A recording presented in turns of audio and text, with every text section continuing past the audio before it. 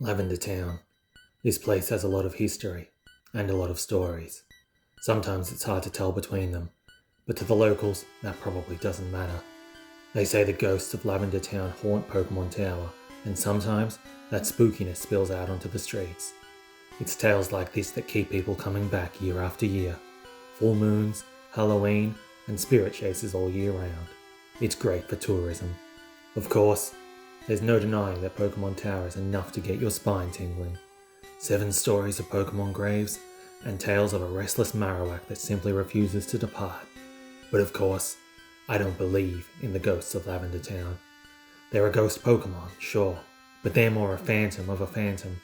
As for the real deal, it's great for tourism and an easy way to scare little kids, but there's no such thing. So, what am I doing here? To be perfectly honest, I'm just passing through this spooky backwater lot, and the sooner I can be on my way, the better. It's late afternoon, but the trek through Rock Tunnel was long. I'll head straight to my quarters and depart at first light.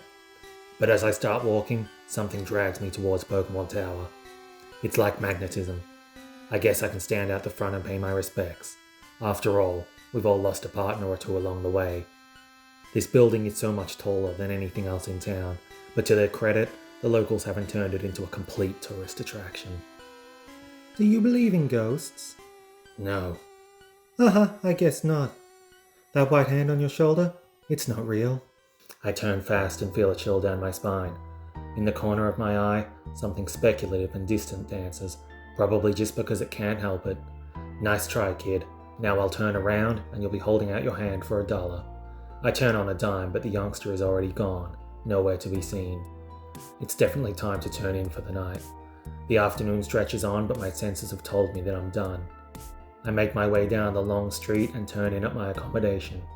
It looks like the sort of place that's been benefiting from this tourist culture for years, but hasn't done a thing to earn visitors for any other reason.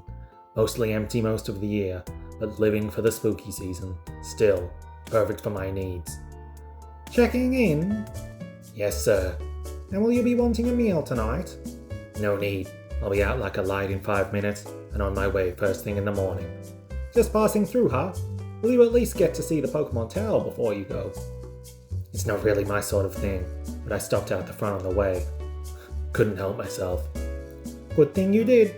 From what I hear, they're tearing the whole thing down and replacing it with a radio tower. Infrastructure for the future of Kanto Johto communications. He seems almost happy about it.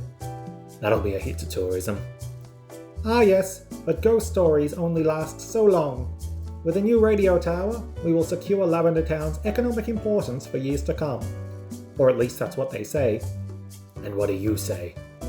I've never really bought into the mania that surrounds the tower. But still, it does no good to disrupt the dead. Agreed. Well, there's nothing we can do about it, I'm afraid. You're in room 42, up the stairs and to your right. Have a good night. Can't sleep. Need to eat. A hot hotel meal sounds good right about now. But the place is deserted at this hour. Even the streets are quiet. All I can see is the light of the Pokemon Center shining in the distance. That'll have to do. I make my way up the long street and wonder about the poor substitutes for food that they'll have in the Pokemon Center vending machine. But my mind won't keep still. The corners of my eyes are doing that thing again. Their feverish steps move around the edges of my eyeballs and in through my ears, just so they can sashay across my brain. The Pokemon Center is so close. If I turn my head, I give in to the idea that something is watching me. So I stay straight, plow ahead, and almost fall through the center doors. Inside it's a picture of calm. It's like when you're scared of the dark as a kid and you're playing outside. All of a sudden, things aren't so fun. Your heart rate skyrockets, so you rush back to the house and slam the door. But when you do, everything is just as you left it. Mum and Dad are still sitting on the couch, pots and pans aren't falling from the cupboards, and no one is rushing to beat down your door. The Pokemon Center revelers barely react to my entrance. The nurse stands stoic at the desk, and a few late-night dwellers loiter around. They've probably seen it all before, the spooked tourists who scared themselves half to death. I decide just to get my snacks and leave. Even if there's nothing out there, I just want to get back. Outside the Pokemon Center, the corners of my eyes are doing something different. Yeah, they've noticed something again, but this time they're more curious than afraid.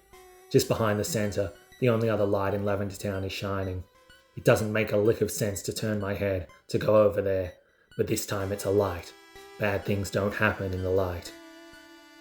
I turn the corner behind the Pokemon Center and the nearby store, and I feel the Pokemon Tower looming behind me. Not now. The source of light seems to flicker and crackle, like it's struggling to hold on to existence. But this time, I don't feel my eyes playing tricks on me. This is real. I step closer, and like the sun rising above the mountainside, it comes into full, blinding view. I'm not going to lie, it was scary. They were pale, almost translucent. They hovered around an open fire, like it was the only thing keeping them alive. But make no mistake, they were alive. These were no ghosts. I stare up at them, and they seem to stare right back through me. Not in seething anger, but grim acceptance. Just like the Pokemon Center revelers, I suspect they've seen this all before. The startled idiot who stumbles upon them in the middle of the night. But these are people, just people. Men, women, and even kids with nowhere to call home and nowhere to sleep. So they do it rough on the very edges of town. They just keep staring at me, barely moving. The flicker of the fire sways back and forth, but everyone else stands frozen. I drop my vending machine snacks, turn my head, and run. My most cowardly act of the night. I run to the front of the Pokemon Tower and stop to catch my breath. I'm bubbling with shame and anger, and it's pushing up into my lungs. I look to the Pokemon Tower with complete indifference. It holds no power over me anymore, and that's when I realize these people aren't just hiding out on the outskirts of town. They're doing it rough when tourists are gawking up at a tower. They're on the long streets during the day and night. They're always present, but we don't notice. Or at least, we barely notice. We walk right past them and wonder what it was that danced in the corner of our eyes. But it can't have been anything, because nothing bad happens in the light. How naive could I be? I walk back to my lodgings with eyes wide open, but I still have nothing to offer and no idea what to do. I think back to the man at the desk, all the empty beds he had, and the conversations we shared.